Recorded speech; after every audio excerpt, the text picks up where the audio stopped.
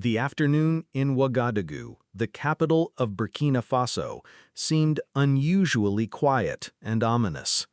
The presidential palace, which normally buzzed with security protocols and governmental activities around the clock, was today gripped by an unprecedented silence.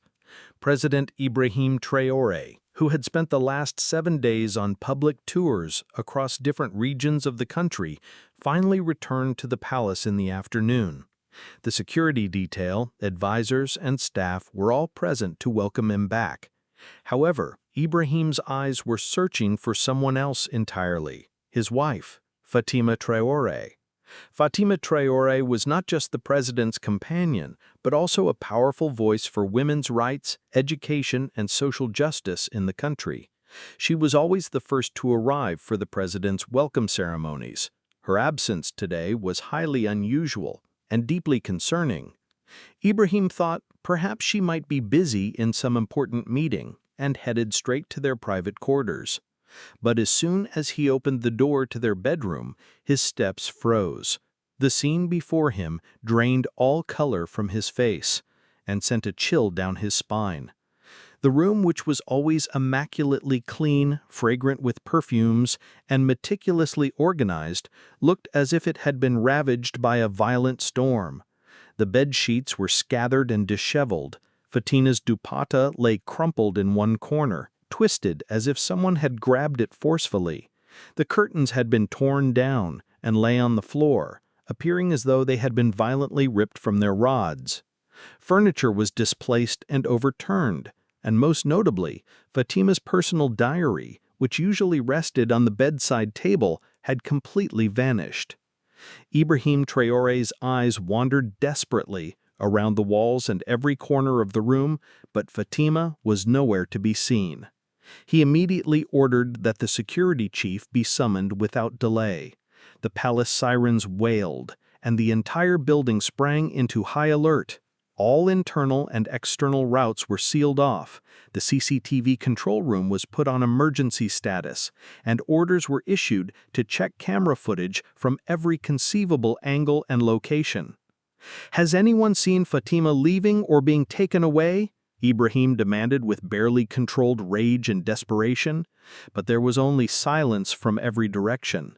The security chief reported, "Sir, we have been maintaining continuous surveillance. No suspicious activity has been recorded anywhere in our systems." Ibrahim personally went to the CCTV control room and began reviewing the footage himself.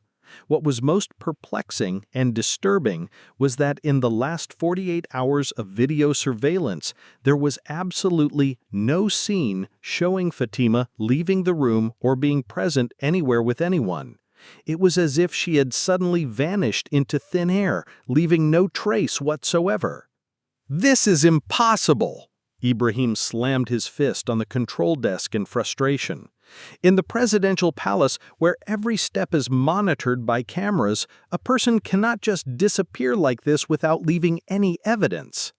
For a moment, the serpent of suspicion crept into Ibrahim's mind. Could this all be an internal conspiracy orchestrated from within? He immediately ordered the country's intelligence agency, NIS, military intelligence, and all allied international agencies to go on high alert status. He also warned the Burkina Faso representative at the United Nations that if any harm came to Fatima, it would be considered an international humanitarian crisis of the highest magnitude. The palace atmosphere was now heavy and shrouded in an ominous silence. But internally, a storm was brewing with unprecedented intensity. Fatima's personal maid, who was often with her throughout the day, revealed that 2 nights ago, Fatima had mentioned, "I feel like someone is constantly watching me, following my every move." However, no one had taken this comment seriously at the time, dismissing it as general anxiety. Now Ibrahim Traore's face was no longer just that of a president. He was now a husband desperately searching for his beloved wife. His eyes held questions, his heart harbored a storm, and his mind was flooded with fears and concerns.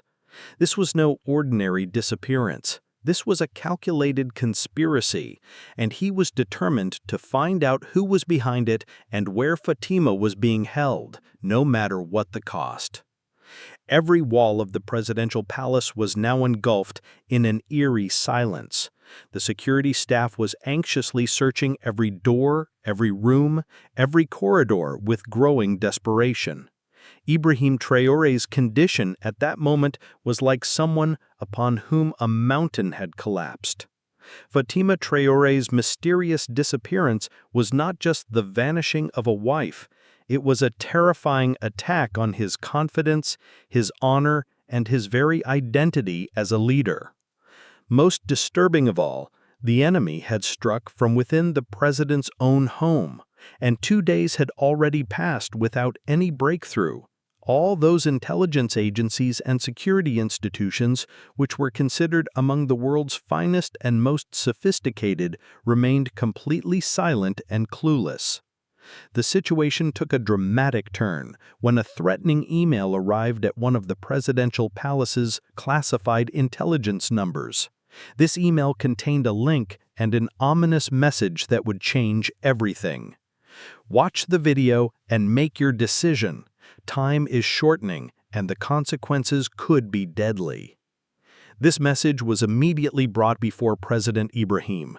When he clicked on the link, a video opened that would prove to be perhaps the most devastating footage of his entire life. As the screen came to life, a room appeared, dark, with moisture stains on the walls and water droplets scattered on the ground. In the center sat a chair, and bound to that chair was Fatima Traore. Seeing Fatima's condition made Ibrahim's hands tremble uncontrollably. Her face bore marks of injuries. Dried blood had crusted on her lips, and her eyes were red and swollen from continuous crying. Her hands were tied behind her back, and her feet were shackled with heavy chains. She looked helplessly toward the camera, as if she knew her husband was watching her suffering. After this heartbreaking scene, a figure emerged who was completely wrapped in a black mask.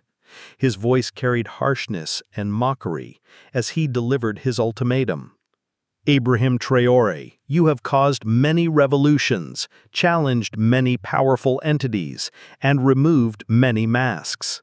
Now it's time to break your pride and arrogance. You must choose what is dearer to you, your presidential chair or your wife.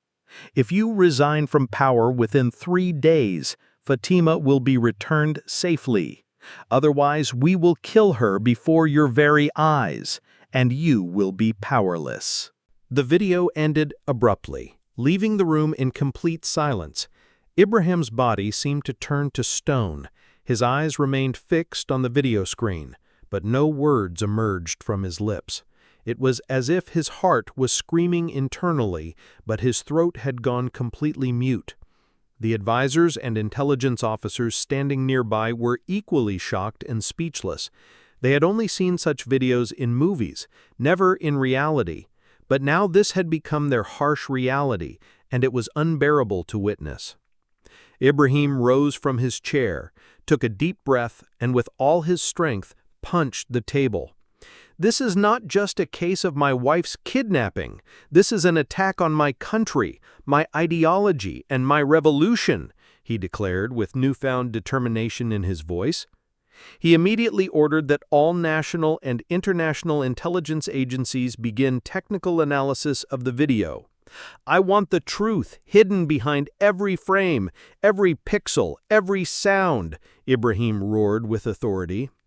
The presidential palace's technical experts began their meticulous work. The video's audio, background images, water-dripping sounds, electrical flashes, everything was separated and examined in minute detail, hoping to find any clue that might lead them to Fatima's location. During this intense period, an emergency meeting was called involving the defense minister, interior minister, and top military commanders. The video was shown to them as well. Their faces showed severity, eyes downcast, and hearts feeling as heavy as pressed stones. This was no longer just Ibrahim's personal matter, it had become a national crisis of the highest order. Ibrahim declared firmly, "I will not back down. My Fatima is not my weakness, she is my strength. She knows when her husband becomes a lion and attacks, and now that time has come. Either Fatima will return, or the enemy will be wiped off the face of the earth." The presidential palace was no longer just a residential building, it had transformed into a war headquarters. Intelligence agencies, cyber experts, military officers, and international networks were all acting on Ibrahim Traore's single directive: find Fatima and expose the conspiracy at any cost. Technical teams began analyzing every aspect of the video with unprecedented intensity. Every frame was frozen and examined. Voice frequencies were extracted and analyzed. Background sounds were isolated and studied. Even the intensity of lighting was measured to try to identify the location.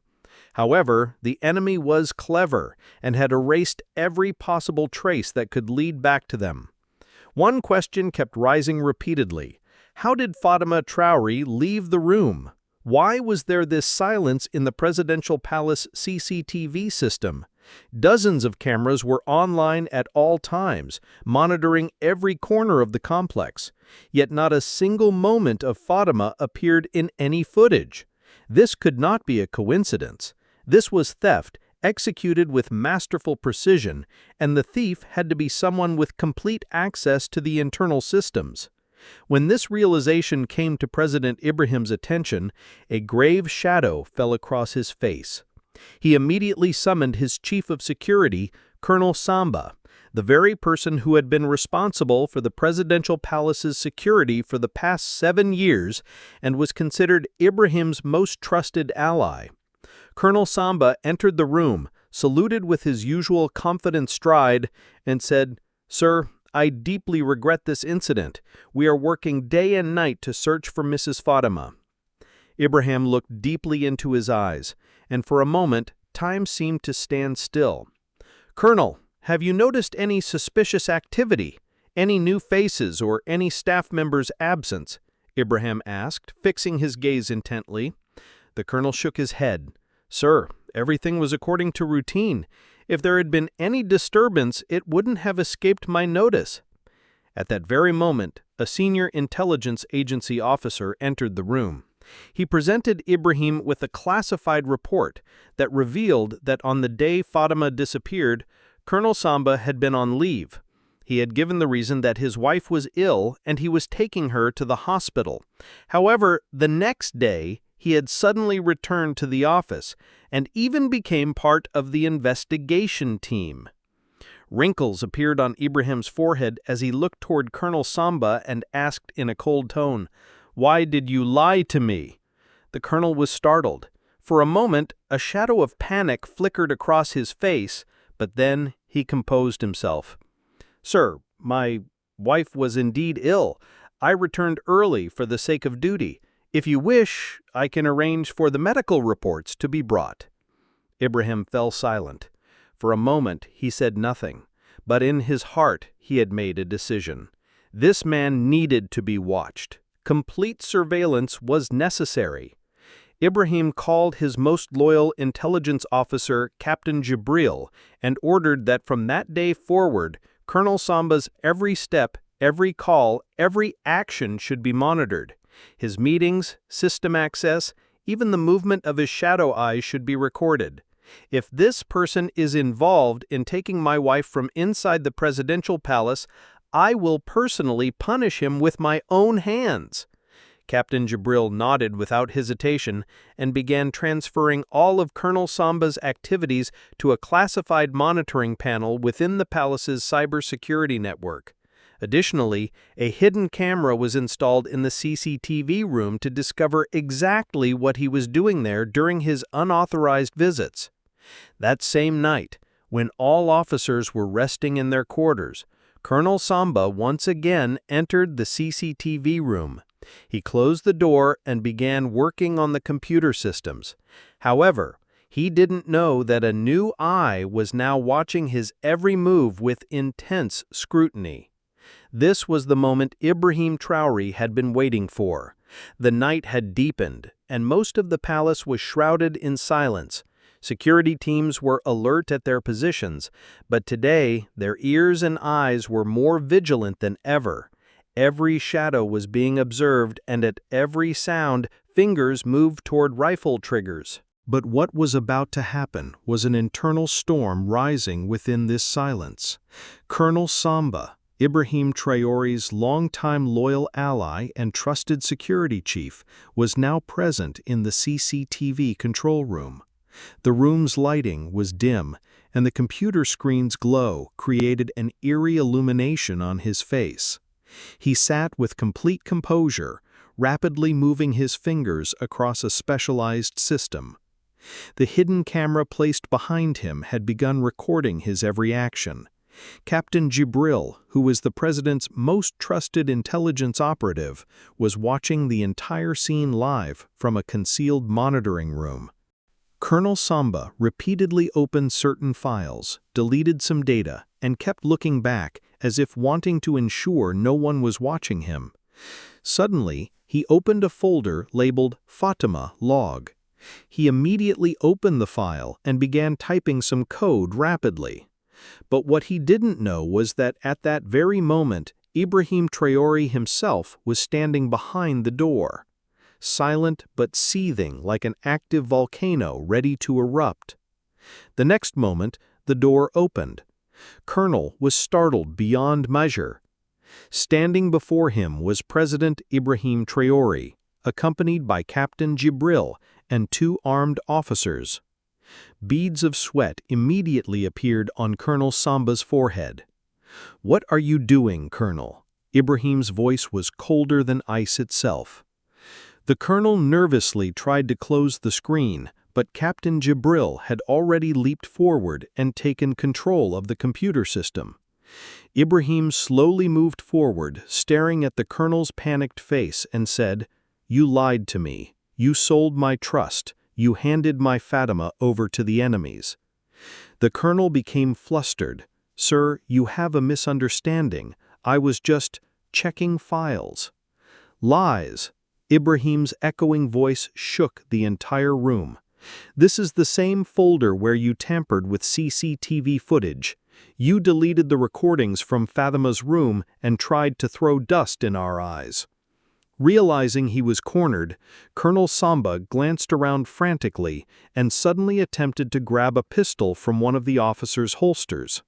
But Captain Jibril was already alert and ready. He quickly tackled the colonel, and other officers subdued him completely. Ibrahim grabbed him by the neck and roared, "Where is Fatima? Who has her?" The colonel remained silent for a moment, then spoke with a venomous smile, "Go ahead, take my life, but you will never find Fatima. She has now become the price of your power, and you are now just a defeated husband." Saying this, he committed an act that shocked everyone present. He snatched an officer's gun, turned it toward his own head, and before anyone could understand what was happening, shot himself.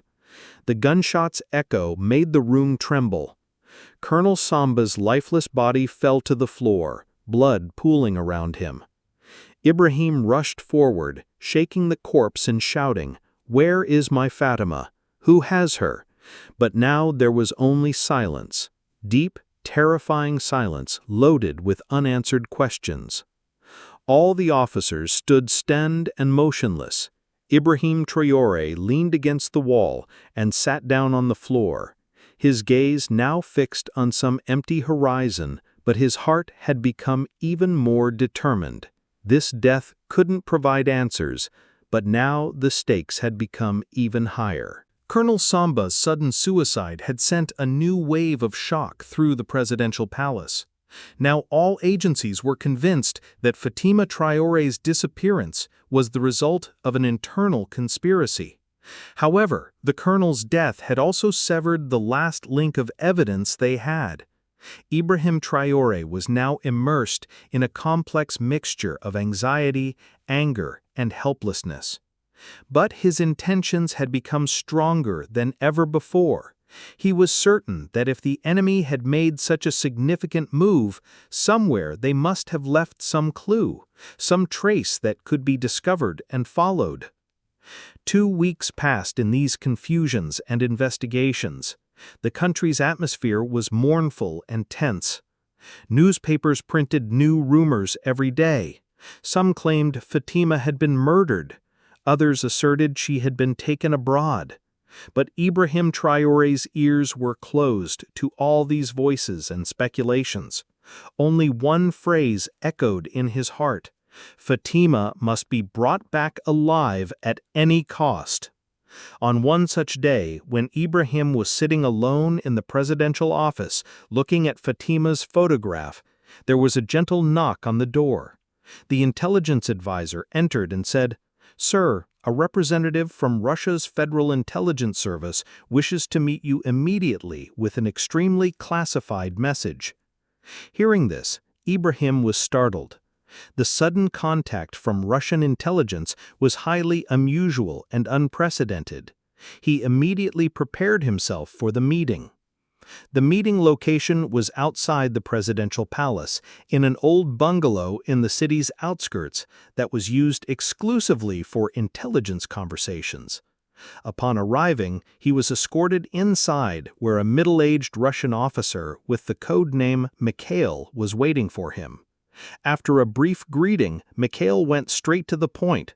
"Mr. President, we are sorry about Fatima Traore's disappearance, but we are confident she is alive and we know where she is being held." A slight gleam appeared in Ibrahim's eyes, as if a ray of hope had touched his heart. "How do you know this?" he asked with eager anticipation. Mikhail opened his laptop and played a video. It was the same video that had been sent to Ibrahim's private number earlier. But this time, it came with something more: data, meta-information, signal traces, and the IP location from which this video had been sent. "We traced all digital signals coming to your phone because you are our ally. We considered it our responsibility," Mikhail explained with professional precision. "The server from which the video was uploaded is connected to a specific intelligence network in Eastern Europe, and that network is associated with a group called the New Athens Project." "New Athens Project?" Ibrahim asked, startled by this revelation. Mikhail nodded gravely. "This is an international intelligence organization that eliminates leaders who challenge the world's financial, military, or governmental ideologies. You are in their crosshairs, and Fatima is merely a pawn for them in this larger game." At that moment, Mikhail also played an audio clip. The same masked voice declared, "If you want to save Fatima, resign from power. Otherwise, we will make you helpless and unsuccessful before the world. Your rebellion will be buried with your wife's corpse." Ibrahim's eyes turned red with rage. He stood up from his chair, placed his hands on his waist, and slowly said, "I cannot save Fatima by resigning from power, but I can certainly save her by eliminating the enemies." Mikhail handed him a comprehensive file. "These are their possible hideouts, code names, digital records, and most importantly, a location in the northeastern region of Burkina Faso, a village that wasn't registered in any official records. According to documents, it was a dead village called Jogri 17, but satellite images showed something completely different. Some huts, a broken mosque, and a ruined market. However, thermal heat signals detected at night indicated that something very significant was operating underground." Ibrahim immediately ordered, "Form a classified operation team that takes orders only from me and whose names are not registered in any world record." The team was given the code name Operation Fatima. This team included the country's best hackers, trained agents, language experts, and war specialists. Every officer took a solemn oath that even if their lives were lost, the mission's secrecy would not be compromised. Ibrahim announced with determination, "I will also be part of this mission. Until I see my wife with my own eyes, I am not just a president, but a husband and a soldier. If I have to go in disguise, I will. If I have to dig the ground with my bare hands, I will. But until Fatima returns, I will not find peace." For the next 3 days, President Ibrahim Traore personally supervised every detail of the operation with obsessive attention. The intelligence team collected comprehensive data on every mountain path, every tunnel, every tribal custom, and even the dialects of the local languages in the target area.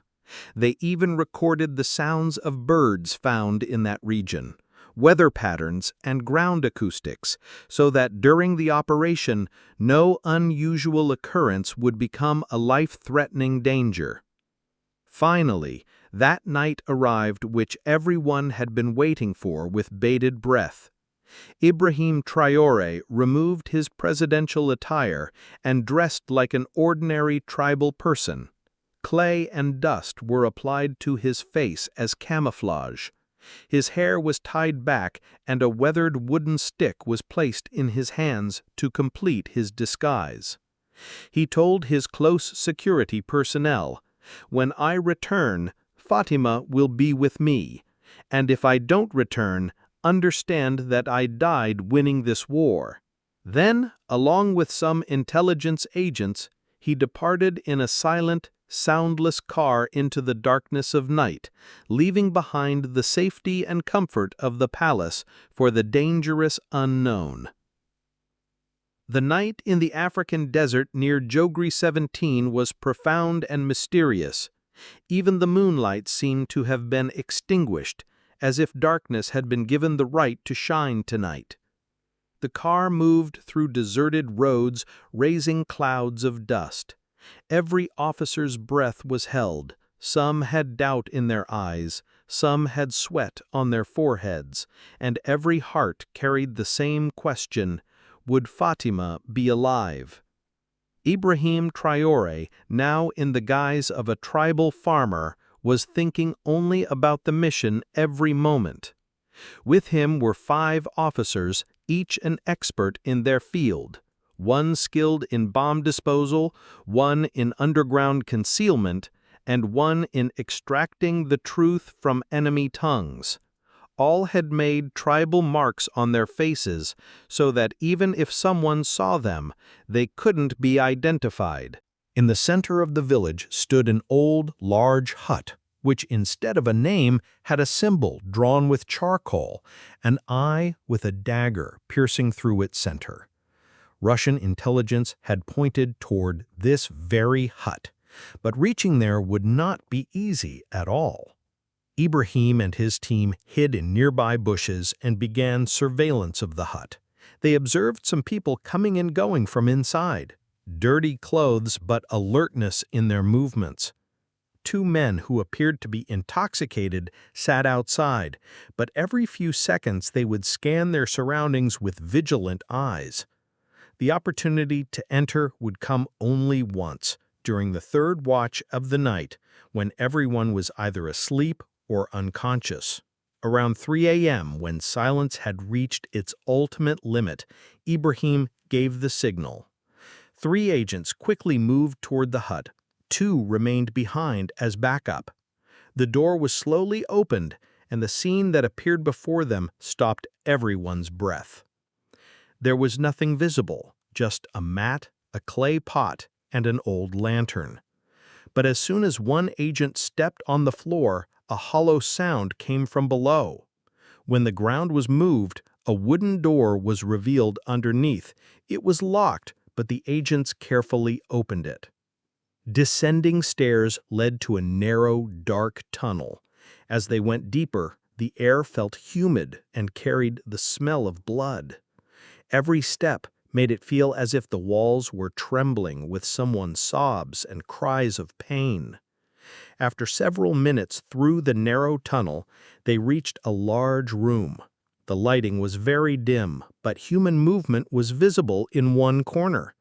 Ibrahim's eyes immediately recognized the figure, Fatima. Fatima Traore was sitting on a stone slab. Her hands were shackled in chains, her face was downcast, but her eyes were still alive and alert. As soon as Ibrahim softly called her name, tears flowed from her eyes. Ibrahim's voice was trembling, but filled with confidence and relief.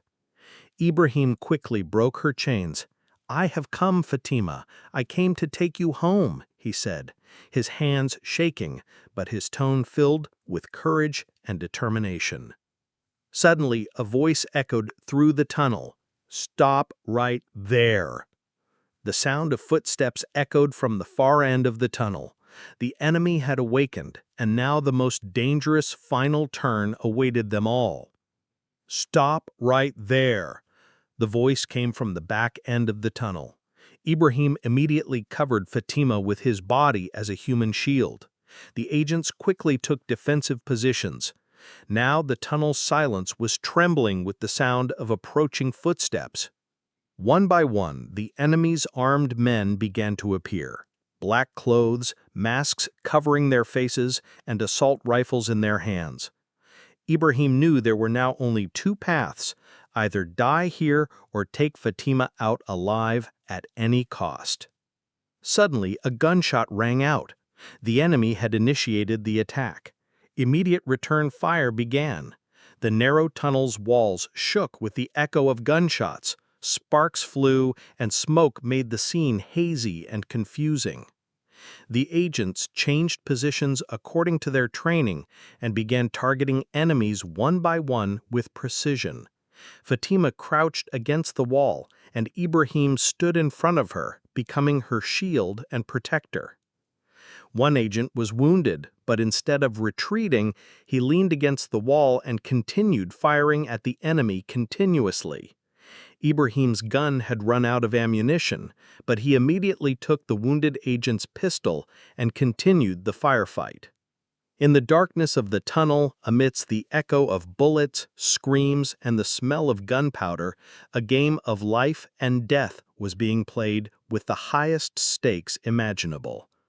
A group of enemies retreated behind a large door and threw an explosive device from there.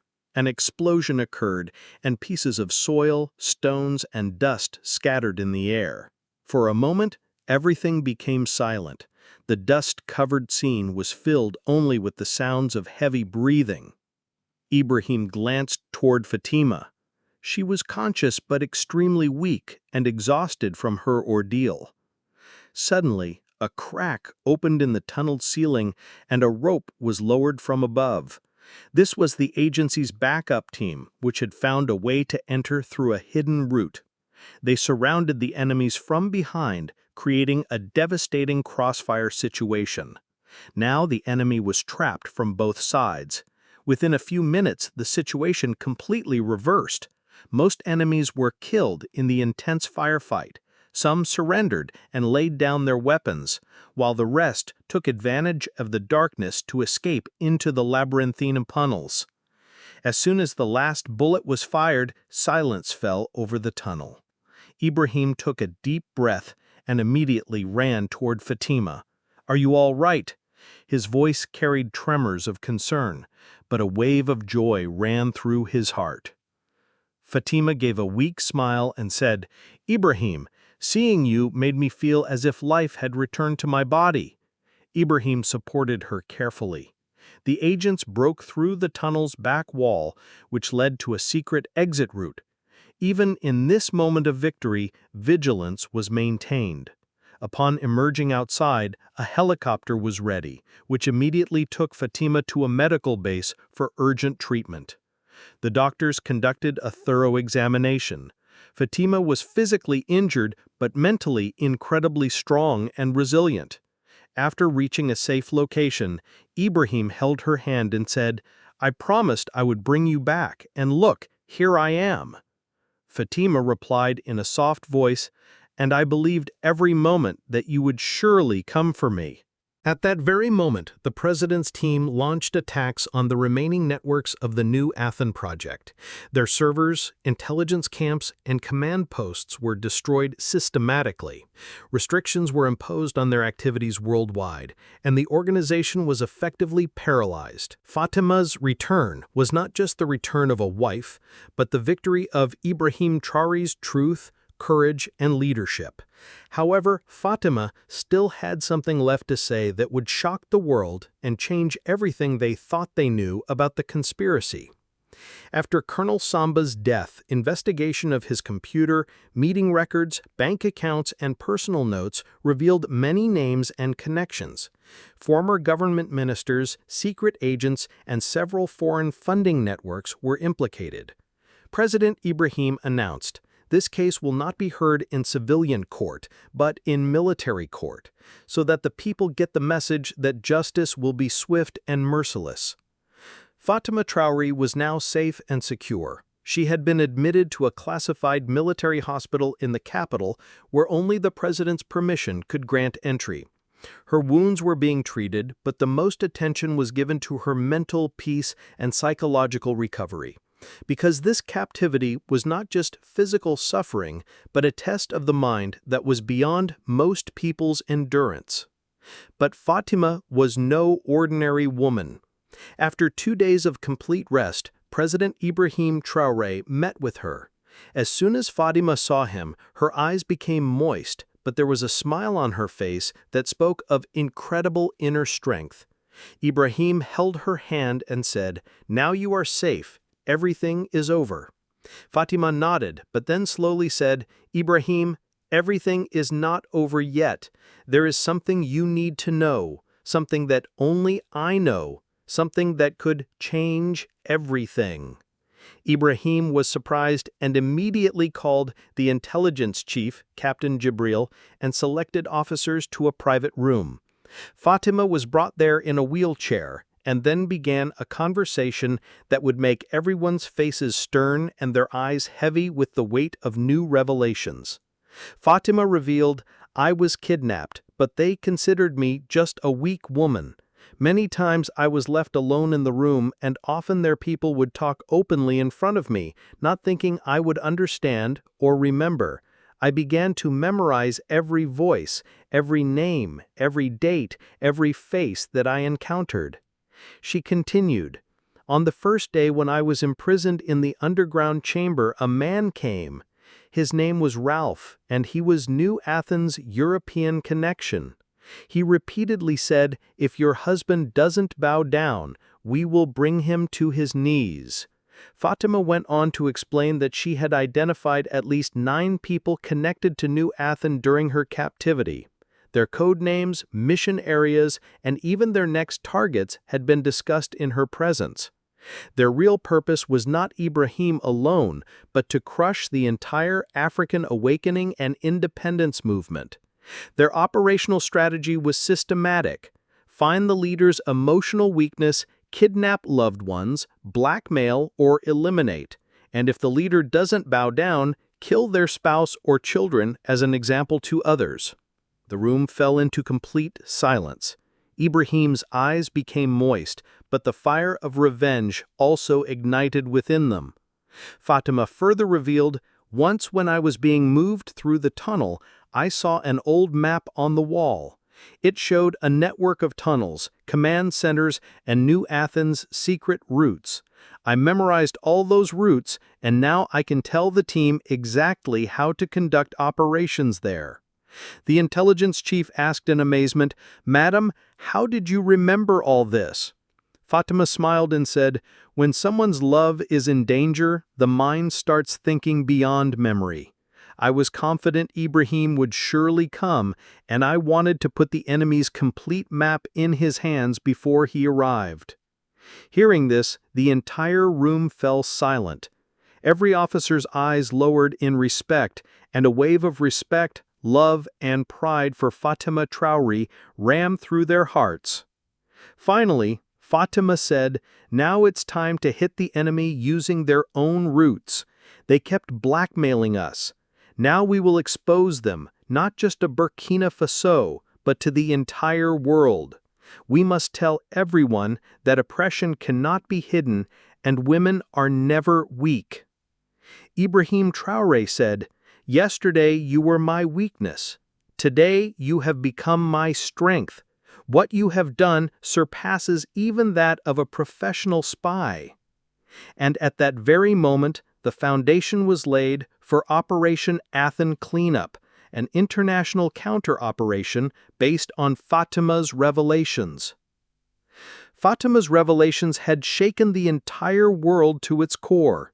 The information secured from her memory, code names, secret routes, and New Athens plans had become a matter of life and death not just for Burkina Faso, but for many African countries struggling for true independence. Based on this information, an international operation was now proposed, which was given the code name Operation Athen Cleanup. President Ibrahim Traore called an emergency intelligence meeting involving the United Nations, African Union, Russian and Turkish intelligence, and several European agencies. For the first time, a small country like Burkina Faso showed such courage and leadership on the international stage. Ibrahim presented the information collected by Fatima, detailed maps and the enemy's plans before everyone.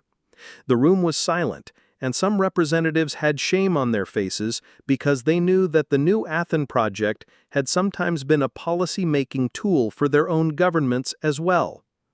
When Ibrahim finally said, "If we remain silent today, tomorrow our children will be slaves to this network," the entire hall erupted in applause. A new alliance had begun to take shape. Meanwhile, celebrations were being held in Burkina Faso for Fatima's return. People poured into the streets with unprecedented joy. Everywhere there were prayers, flowers, banners, and slogans of hope. Fatima Traore had transformed from a wife and mother into a national heroine. But now everyone's biggest attention was focused on those criminals who had played a direct or indirect role in Fatima's kidnapping. After Colonel Samba's death, investigation of his computer, meeting records, bank accounts, and personal notes revealed several names and a complex web of corruption. President Ibrahim announced, "This case will not be heard in civilian court, but in military court, so that the people receive the message that justice will be swift and merciless." The military tribunal was established within a week. The remaining conspirators who had been captured during various raids were brought before the court.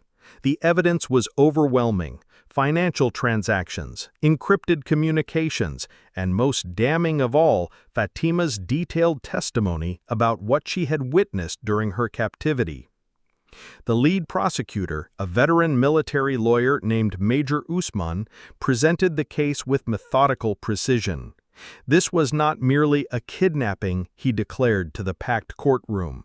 This was an act of international terrorism designed to destabilize our democratic government and subject our people to foreign interests. Fatima herself took the witness stand, despite still recovering from her ordeal.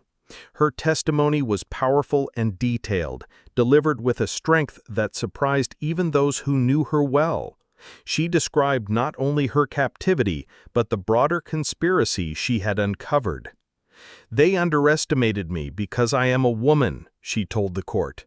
"They spoke freely in my presence, believing I was merely a helpless victim. But every word they spoke, every plan they discussed, every contact they mentioned, I committed it all to memory, knowing that one day it would be their downfall." The defense attorneys, clearly overwhelmed by the evidence, could only argue for leniency. But the military judges, led by General Sankara, were unmoved. The verdict was unanimous and swift. death sentences for the primary conspirators, life imprisonment for accessories, and immediate asset forfeiture to compensate victims of their previous operations. The success of Operation Athens Cleanup had far-reaching consequences that extended well beyond Burkina Faso's borders. Intelligence agencies across Africa began sharing information about new Athens cells in their own countries. A continental security network was established, with Burkina Faso playing a leading role despite its modest size. The European Union faced uncomfortable questions about how the new Athens project had operated from within their territory. Several high-ranking officials were quietly reassigned, and new oversight mechanisms were put in place for intelligence cooperation agreements. Russia, having played a crucial role in providing the initial intelligence breakthrough, strengthened its ties with Burkina Faso significantly. A new bilateral security agreement was signed, ensuring ongoing cooperation against transnational criminal organizations. The United Nations Security Council passed a resolution condemning the New Athens Project's activities and establishing a special investigative committee to root out similar organizations worldwide. For the first time in decades, there was unanimous agreement among the permanent members on a security issue affecting developing nations. Despite the operational success and international recognition, the personal toll on Ibrahim and Fatima was significant. The trauma of the kidnapping had left invisible scars that would take time to heal. Fatima began experiencing nightmares and anxiety attacks, requiring ongoing psychological support. Ibrahim, meanwhile, struggled with guilt over the security breach that had enabled the kidnapping. He increased security measures around the palace, but also worried about becoming too isolated from the people he served. The balance between security and accessibility became a constant challenge. Their relationship, however, emerged stronger than before. The shared ordeal had deepened their bond and mutual respect.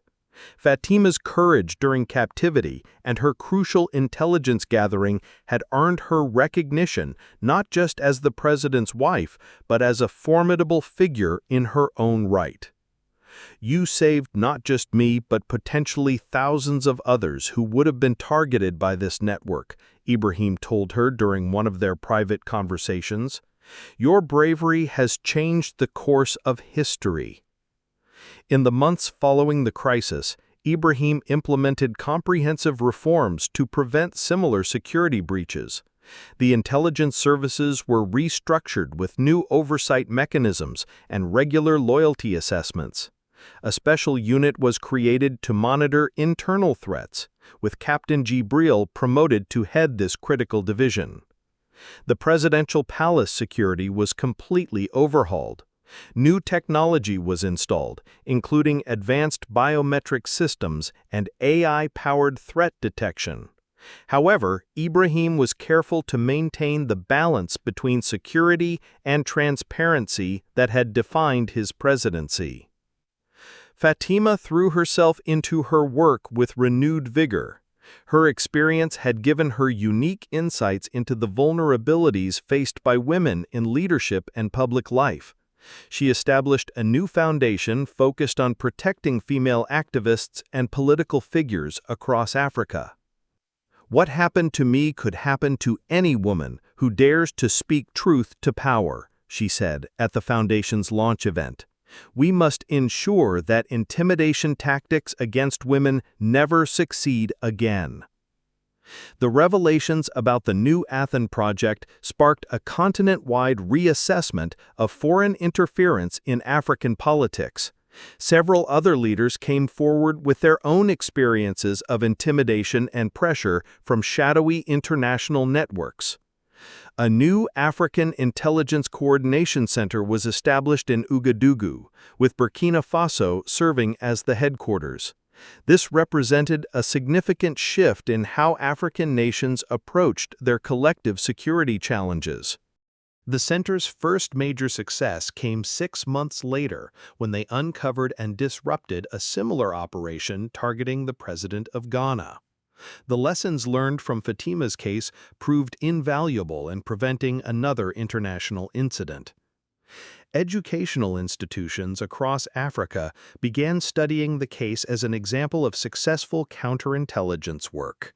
Fatima was invited to speak at universities and military academies, sharing her experiences in the importance of mental resilience in crisis situations. 1 year after the crisis, Ibrahim and Fatima Traore stood together on the balcony of the presidential palace, looking out over the city of Ouagadougou. The scars of their ordeal were still visible, but so was their unbreakable determination to continue serving their people. "Do you ever regret not giving in to their demands?" Fatima asked her husband. Ibrahim shook his head firmly. "Giving in would have meant betraying not just our people, but every African leader who stands for independence and dignity. What we went through was the price of freedom, and it was worth paying." Fatima nodded, her hand unconsciously moving to touch the small scar on her wrist where the chains had been. "Sometimes I still feel those chains," she admitted. "But then I remembered that breaking free from them was about more than just my physical liberation. It was about breaking the chains of fear that they wanted to place on our entire nation." The New Athens Project's network continued to unravel over the following months. Arrests were made in 17 countries, assets worth billions were frozen, and their operational capacity was severely degraded. The organization, which had operated in shadows for decades, found itself exposed to the harsh light of international scrutiny. The success against New Athens inspired other small nations to take more assertive stances against foreign interference. A new spirit of African unity emerged, built not on grand speeches but on practical intelligence sharing and mutual defense agreements.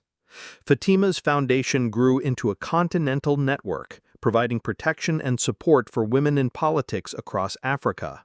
Her personal story became a symbol of resilience, and she was invited to address the United Nations General Assembly on the topic of protecting democracy from shadow networks. "Democracy's enemies don't always come in uniform," she told the assembly. "Sometimes they wear business suits and speak of stability while sowing chaos. Sometimes they target not the leaders themselves, but those the leaders love most. We must be vigilant against all forms of tyranny, whether open or hidden." Ibrahim's presidency was transformed by the experience. His approval ratings, already high due to his anti-corruption stance, soared to unprecedented levels. But more importantly, his approach to governance evolved to incorporate the lessons learned from the crisis. He established new protocols for family security without compromising the accessibility that had made him popular. Regular town halls continued, but with enhanced but invisible protection. The balance between openness and security became a model studied by other democratic leaders facing similar challenges. Despite the success of Operation Athens Cleanup, intelligence indicated that several New Athens cells remained active in different parts of Africa and beyond. The organization had been severely damaged, but not completely eliminated. Captain Ibrahim, now heading the Continental Intelligence Coordination Center, worked tirelessly to track down these remaining elements. The center had evolved into Africa's most sophisticated intelligence operation, respected even by major global powers. "We cannot rest until every last cell is identified and neutralized," Ibrahim reported to Ibrahim during one of their weekly briefings. "They're more careful now, but also more desperate. Desperate enemies are often the most dangerous." This assessment proved prescient when attempts were made to target leaders in Mali and Niger, using similar tactics to those used against Fatima. However, the new Continental Intelligence Network was able to prevent these operations before they could be executed. The attempted operations revealed that New Athens had adapted their methods, focusing more on cyber warfare and economic pressure rather than direct kidnapping. This evolution required constant adaptation of countermeasures and highlighted the ongoing nature of the threat. As the second anniversary of her kidnapping approached, Fatima reflected on how the experience had changed her. The trauma was real and lasting, but it had also revealed strengths she didn't know she possessed. I used to think courage meant not being afraid, but I learned that real courage is functioning despite fear, thinking clearly when everything seems hopeless and maintaining hope when darkness surrounds you. Her marriage to Ibrahim had also evolved. The shared trauma and triumph had eliminated any pretense between them. They spoke more honestly about their fears, their hopes, and their responsibilities to their people. "We're not just husband and wife anymore," Ibrahim observed. "We're partners in the truest sense, partners in governance, in struggle, and in victory." Their personal security remained tight, but no longer felt oppressive. The measures were so sophisticated and well integrated that they provided protection without creating barriers between the first family and the people they served. The international community's response to the Burkina Faso crisis was swift and supportive, but it also led to some uncomfortable reckonings.